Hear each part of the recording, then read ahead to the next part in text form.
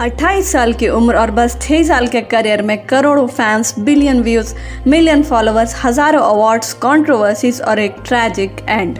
अपने बस कुछ सालों के करियर में उन्होंने वो हासिल कर लिया जो लोग पूरी जिंदगी नहीं कर पाते। सिद्धू मूसेवाला बचपन से हिप हॉप गाने सुनते थे। वो फेमस रैपर टुपैक को अपना आइडल मानते थे और बड़े होकर ऐसा ही कुछ करना चाहते थे। अपनी स्कूल की पढ़ाई के बाद उन्होंने इलेक्ट्रिकल इंजीनियरिंग की। इस दौरान उन्होंने लुधियाना में हरविंदर बिट्टू से म्यूजिक भी सीखा। उन्होंने सबसे पहले सोचा कि वो गाने गाएंगे, पर उन्हें गाने लिखना नहीं आता था। उन्होंने बहुत कोशिश की कि कोई और उनके लिए गाने लिख दे। एक राइटर तैयार भी हुआ, पर लास्ट मोमेंट पर उसने धोखा दे दिया। इसके बाद सिद्धू मूसेवाला ने डिसाइड किया कि वो अपने गाने खुद लिखेंगे और यहीं से उन्होंने गाने लिखने की शुरुआत की। मेरा नाम शुभदीप सिद्धू है। हाँ जी, शुभदीप सिद्धू। शुभदीप सिद्धू, हाँ जी। की शौक ने थोड़े? मेरा ही लिखना है ते गाना है। ओके, सुनाओ जी, सुनाओ। ओ कागजी बनाउंदे जो बनाते भोगी ठाठा शिकार दी मात। इसके बाद वो फर्दर स्टडीज के लिए कनाडा शिफ्ट हो गए। उन्होंने होटल मैनेजमेंट के कोर्स में एडमिशन लिया। उन्होंने एक आसान सा कोर्स चूज कर लिया ताकि वो साथ में म्यूजिक भी परस्यू कर पाएं। उनका ओरिजिनल नेम था शुभदीप सिंह सिद्धू, पर उन्होंने अपने नाम के साथ अपने गांव का नाम जोड़ लिया और बन गए सिद्धू मूसेवाला।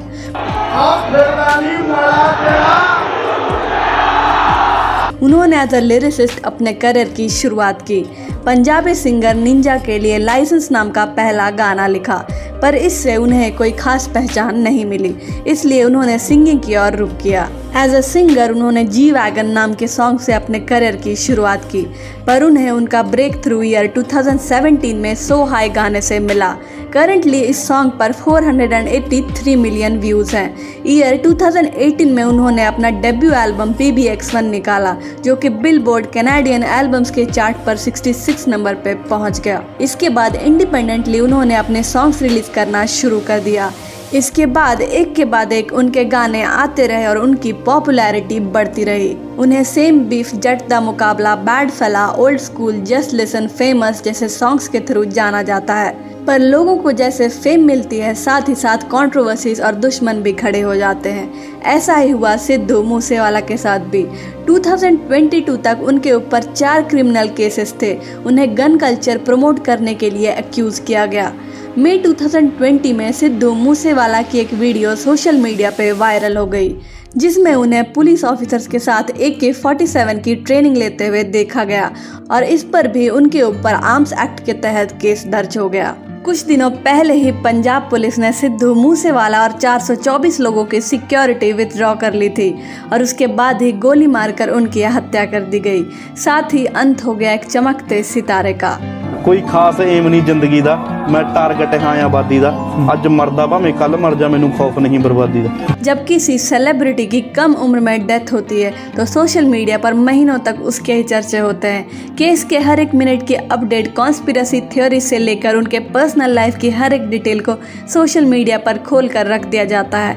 इस केस में भी ऐसा ही हुआ। उनके डेड बॉडी से लेकर उनके मां के रोते हुए वीडियो को भी ना सिर्फ सोशल मीडिया पर बल्कि बड़े न्यूज़ चैनल्स पर भी सर्कुलेट किया जा रहा है। हालांकि इंस्टाग्राम, यूट्यूब पर बहुत स्ट्रिक्ट पॉलिसीज हैं इनको लेकर, पर फिर भी सही वक्त पर कोई रेगुलेशंस नहीं लगाए जाते।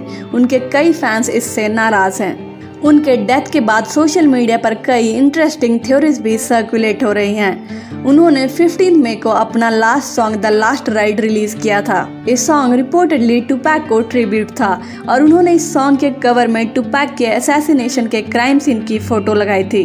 टुपैक की भी 25 साल की उम्र में गोली मारकर हत्या कर दी गई थी और सिद्धू की भी डेथ कुछ उसी तरीके से हुई। लोग इस सिमिलैरिटी से हैरान हैं। उन्होंने 295 नाम का एक सॉन्ग भी रिलीज किया था और उनकी डेथ 29 मई 2022 को हो गई थी, जो कि इस सॉन्ग के टाइटल से मैच करता है और इस कोइंसिडेंस से भी उनके फैंस काफी शॉक्ड हैं। हालांकि उनकी डेथ हो गई है, पर लोग उनके सॉन्ग्स के थ्रू उन्हें हमेशा याद रखेंगे।